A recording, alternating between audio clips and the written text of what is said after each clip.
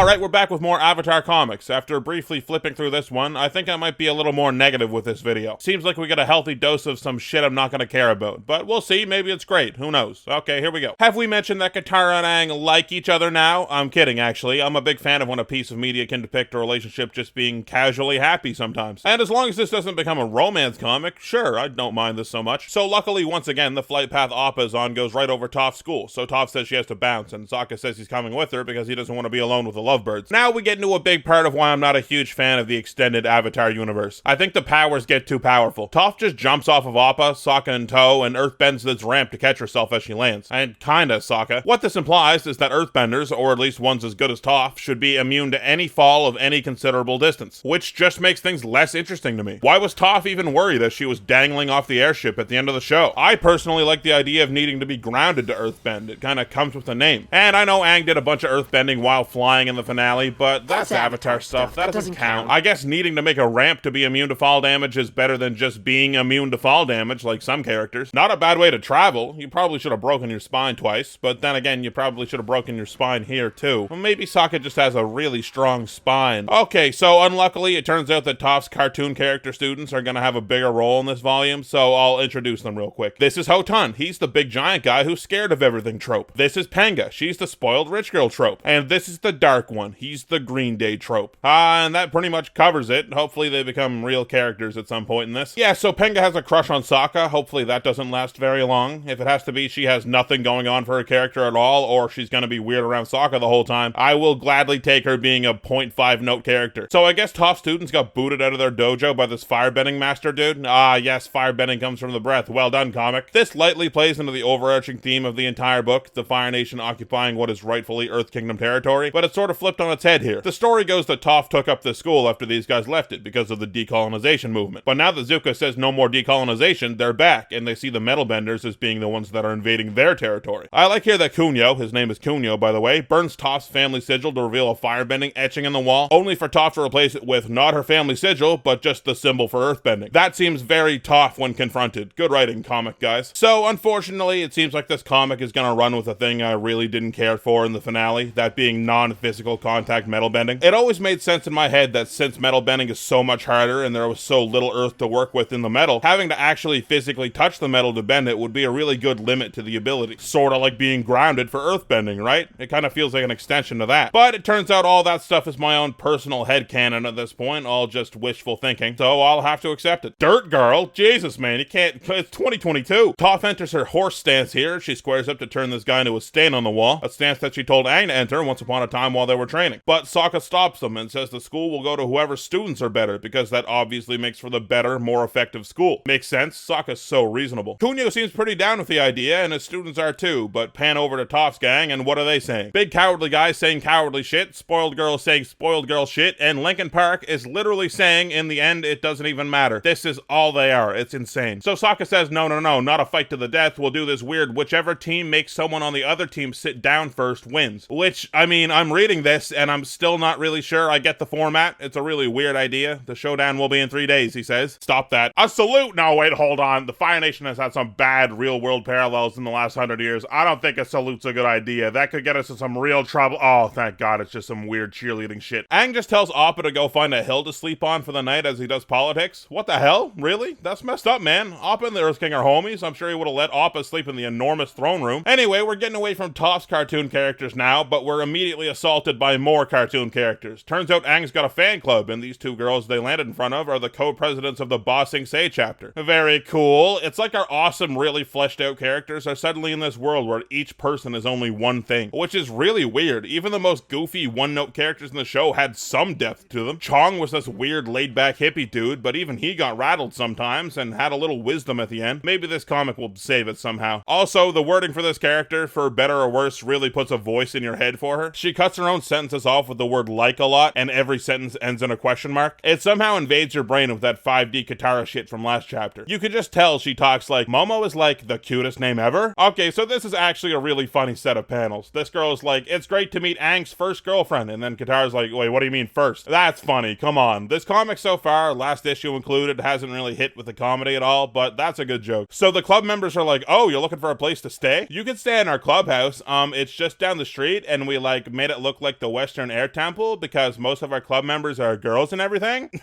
Maybe I do like this girl. Anyway, Katara's super not into all the female attention Aang's getting here, but Aang's like, yeah, let's go. By the way, for those of you who don't know, that club members are mostly girls mentioned, and it being the Western Air Temple is a reference to the air temples being split between male and female. North and South were male temples, and East and West were female temples. And yeah, no, they did a pretty good job. Okay, 20 pages into the comic, and we finally return to the Zuko Ozai talk. Nice. Ozai tells Zuko the story of when Zuko was a kid. Zuko saved a turtle crab from a hawk when they were at the beach. But then Zuko turned to the hawk and realized that in saving the turtle crab, he was condemning the hawk to starve. Then, immediately, Zuko was swept out into the water by a wave. Ozai dove in and saved him. Zuko's like, I don't care about your old family memories. I came here for Fire Lord advice. And Ozai's like, yeah, I just gave it to you. Get out of my face. Now, my interpretation of this story is that what Ozai is trying to say is that getting in the way of the natural order of things is wrong. Zuko saving that turtle crab from the hawk was doing just that. And Zuko getting in the way of the Fire Nation winning the war was him doing that again. The Fire Nation should prey on the rest of the world because they are rightly the predators. It's the natural order. They're stronger. They're better. And I think Ozai is saying that he also made a mistake that day in saving Zuko from drowning. If the sea wanted Zuko, who was he to get in the way? Now he sits in his prison cell as he watches Zuko make the same mistake, but this time on the scale of the entire world, saving the weaker nations from the Fire Nation. I don't think it's a perfect metaphor, but I don't think it's written to be a perfect metaphor. It's coming from Ozai. But I do think it's an interesting take. Oh yeah, did I mention that Toph students can't metal bend at all yet? They can't move anything made of metal, full stop. And they're so mad they're letting their one things fly about it. Big coward, bratty girl, Linkin Park. Though I am starting to warm up to the dark one a little bit. So Toph explains that she picked these three bozos based off of them unknowingly making her meteor bracelet vibrate when they got really emotional in public. Even though my understanding was that the piece of meteor that Sokka gave Toph was just rock, not metal. Unless Toph somehow bended it to be metal over time, which seems pretty insane. Sokka also laments the loss of Space Sword here, which is nice. Alright, I'm starting to really like the dark one. So yeah, I should probably take this time to mention I was wrong last episode. The comic that I thought was Toph's Metal Bending Academy is actually this comic and this video. There is a comic called Toph's Metal Bending Academy, but it comes later in the story. An easy mistake to make, but yeah, no, this is the origin for these guys, it turns out. And if you remember what I said about the origin for these guys last episode, you'll know that I am just ecstatic about this. So Sokka says, I bet I can teach all these guys metal bending. All it takes is a little motivation, and that goes about as well as you'd expect. Coward,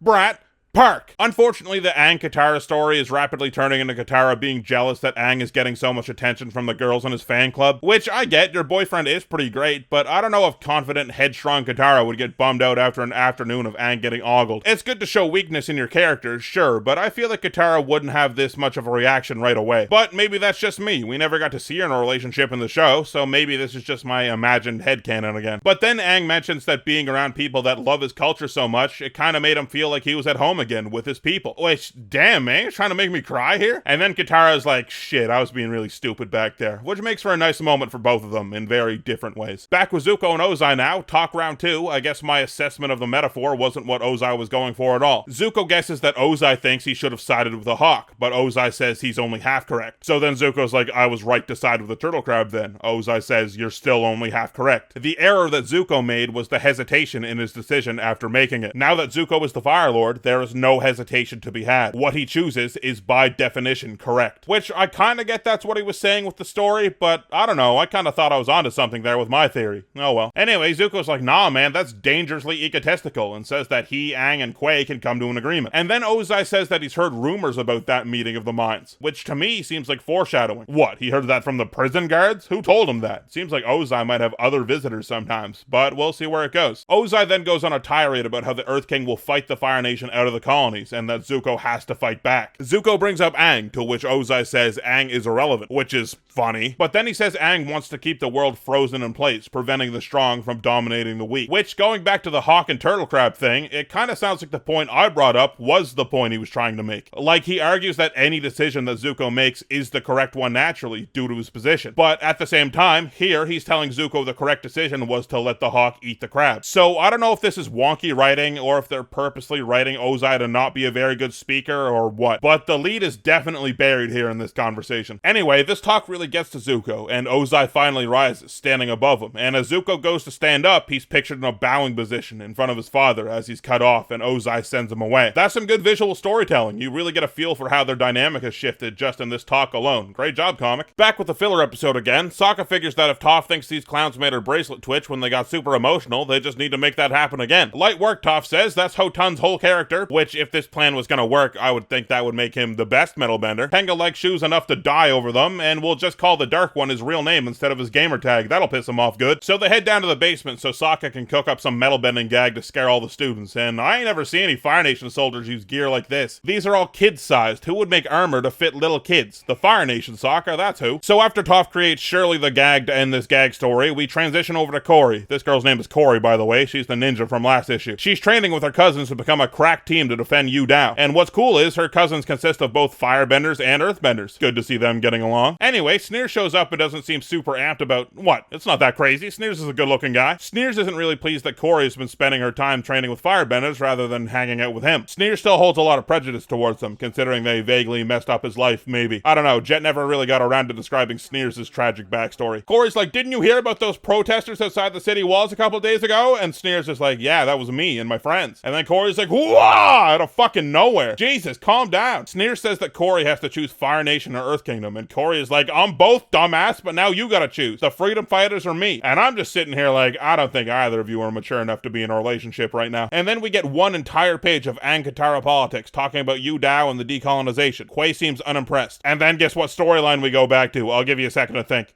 That's right, the Metal Benders, the best storyline. Woo! Stop that. So Sokka spins this yarn about how Toph hung up her family banner to keep away the winged boar spirit that haunts this mountain, bringer of doom, destroyer of shoes, etc., etc. And these two are like, oh dear God, and Penga even starts foaming at the mouth, and it's like, come on guys, the joke didn't even really land the second time you did it. Don't bring it back again. The Dark One doesn't fall for it and says it's Toph in there, but then Toph blasts him with his real name, which is Moochie Gucci Lapucci III, to which the Dark One is, what, it's not that bad, I got a cousin named that. Yeah, the Dark One is pretty rattled though, got mind crushed over it. And then Sokka throws a bunch of quarters at them, and they all fall over and cry.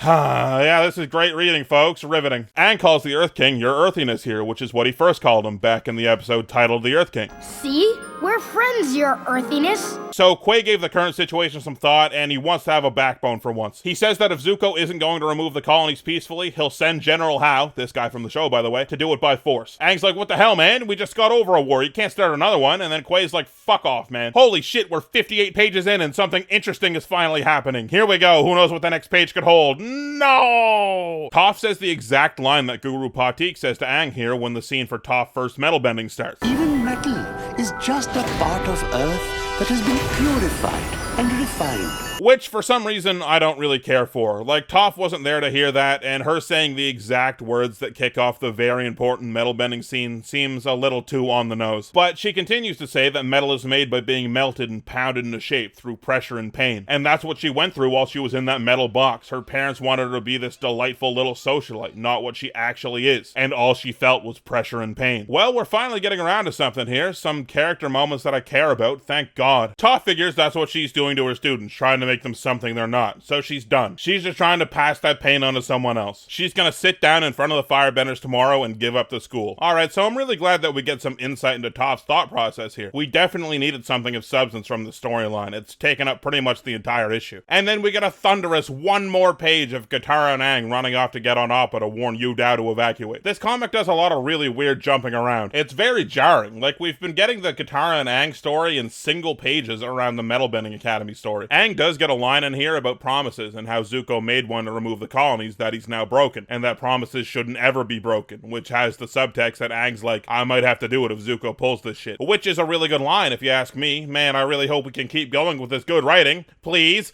No! So yes, Kunio shows up for the fight, and Toph is like, yeah, I'm gonna sit down. It's gonna take me 3 whole panels.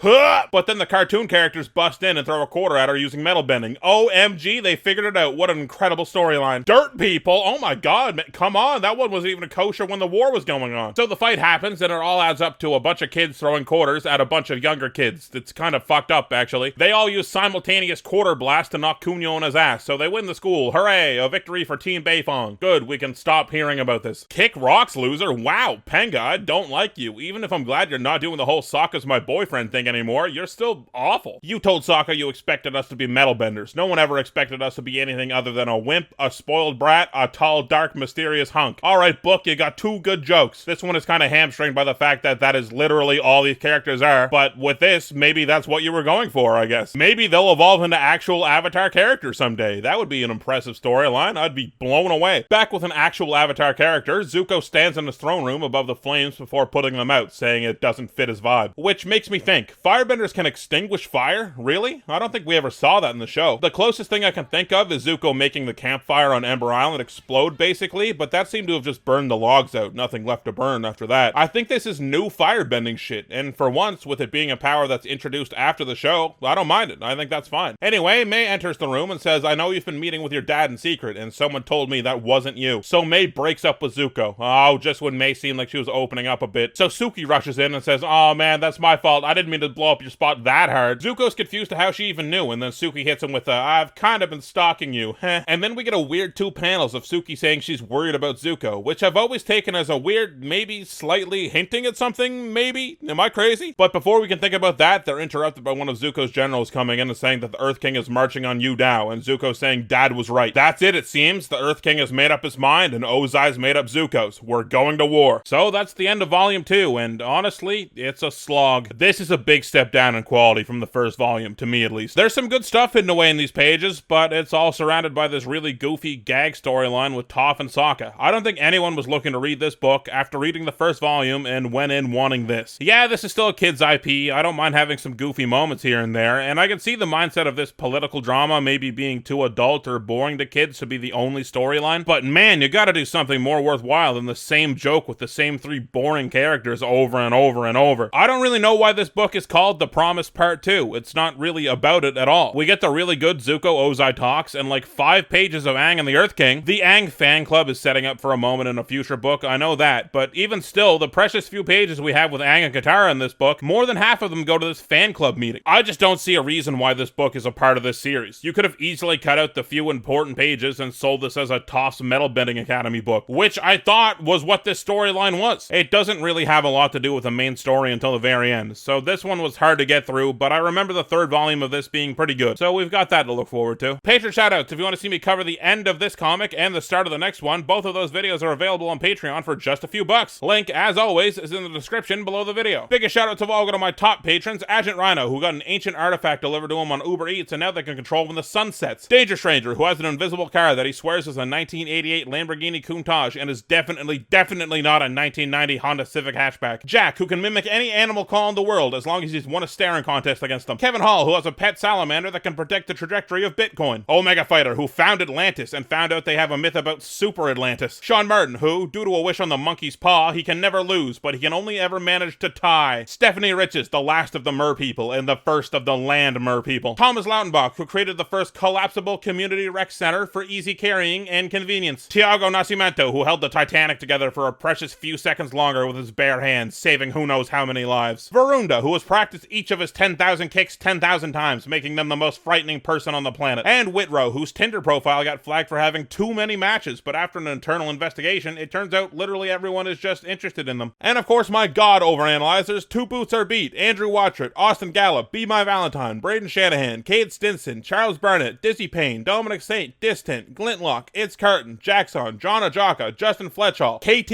and Den B, Nickel Pickle 582, Nicholas Abbott, Peter Bayron, Phil, Philip Conti, Pogger White, Reese, Rocket Mist, Robert Lung Wagner, Ryan Maxwell, Samuel Vanderplatz, Super Snipper, Yozen, and the Bear Face. Next up, we'll polish this comic off.